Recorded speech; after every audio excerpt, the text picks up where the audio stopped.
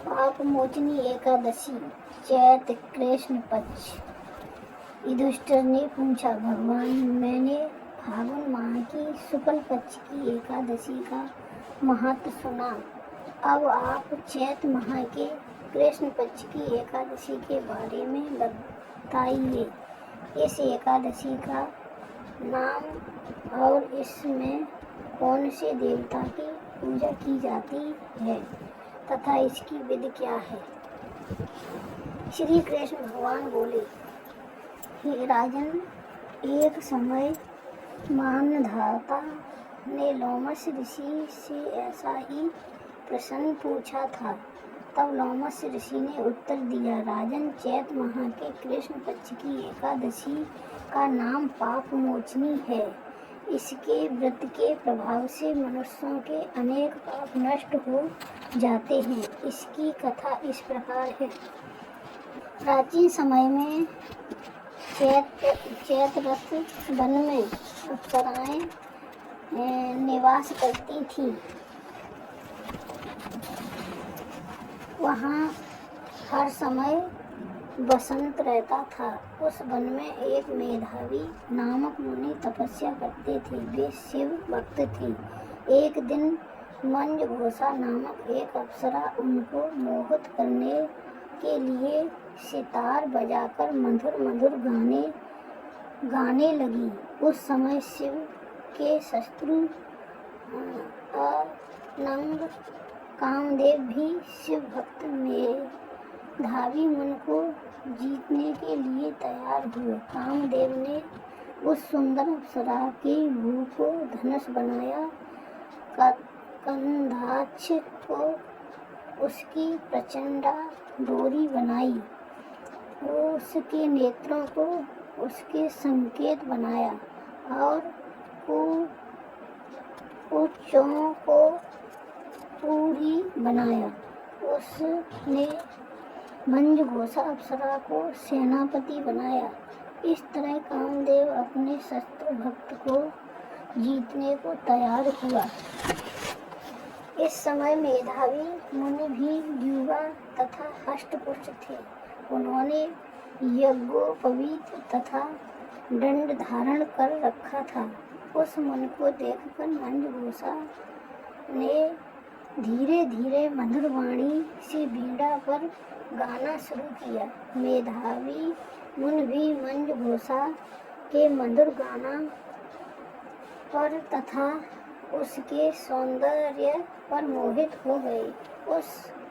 वह अप्सरा उस मुनि को कामदेव से पीड़ित जानकर कर आलिंगित करने लगी। वह मुनि उसके सौंदर्य पर मोहित होकर शिव रहस्य को भूल गए और काम के वशीभूत होकर शिव रहस्य को भूल गए और काम के वशीभूत होने के कारण उन्हें दिन और रात का कुछ भी ध्यान न रहा।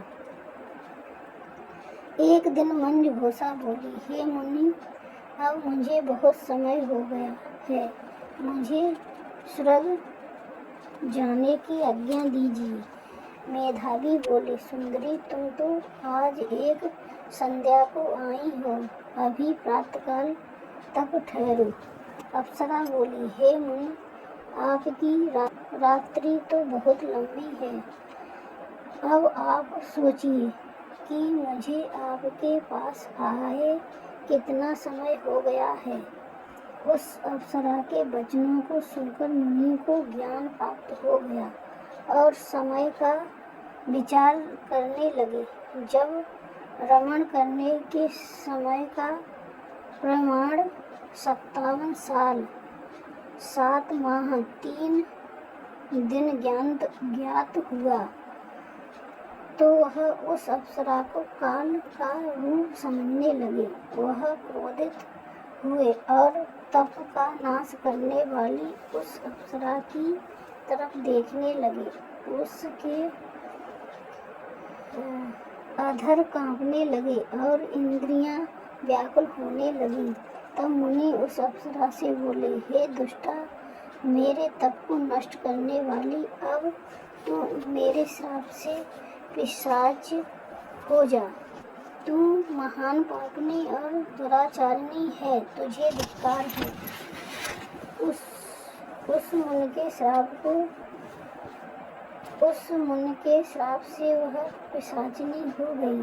तब वह बोली, हे मुनि, अब मुझ पर क्रोध को त्याग कर प्रसन्न हो जाइए और इस श्राप का निवारण कीजिए।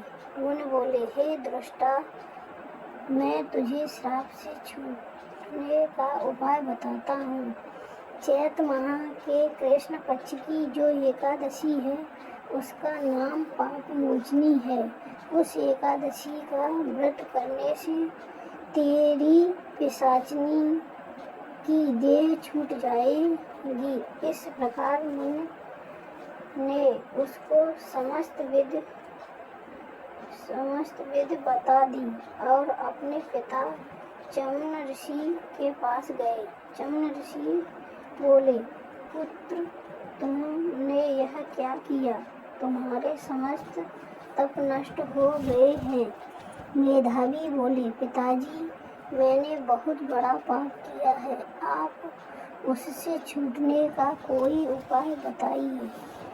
चमन ऋषि बोले, पुत्र, तुम चैत माह के कृष्ण पक्ष की पाप मोचनी नाम की एकादशी का विधि तथा भक्ति पूर्वक व्रत करो। यह सुनकर मेधावी ऋषि ने पाप मोचनी एकादशी का विधि पूर्वक उपवास किया, जिसके प्रभाव से उनके समस्त पाप नष्ट हो गए। मंजू, रोसा, अप्सरा भी पाप मोचनी एकादशी व्रत करने से पिशाचिनी देह से छूट गई और सुंदर रूप धारण करके स्वर्गलोक चली गई। लोमस ऋषि बोले, हे राजन, इस पाप मोचनी एकादशी के प्रभाव से सब पाप नष्ट हो जाते हैं। इस एकादशी के श्रवण करने एवं पढ़ने से 1000 गोदान करने का फल मिलता है। इस व्रत के करने ब्रह्म हत्या करने वाली, गुरु पत्नी गमन करने वाले आदि के पाप नष्ट हो जाते हैं और अंत में स्वर्ग हो जाते हैं। कथा सार। इस कथा से स्पष्ट है कि देहजन आकर्षण अधिक समय तक नहीं रहता। देह के लोभ में पड़कर मेधावी ऋषि अपने तप संकल्प को भूल गए। इसे घोर अपराध माना जाता है, किंतु भगवान विष्णु की पाप मोचनी शक्ति इस घोर अपराध के पाप से भी सहज ही मुक्ति दिलाने में सक्षम है। जो प्राणी सदकर्मों का संकल्प करके बाद में लोभ, लालच और भोग विलास वशीभूत होकर अपने संकल्प से गिर जाते हैं, वे घोर नरक के अपराधी होते हैं। किंतु पाप मोचनी सभी पापों से मुक्त करके प्राणी को स्वर्ग का अधिकारी बना देती है। बोलो एकादशी मैया की जय, बोल विष्णु भगवान की जय।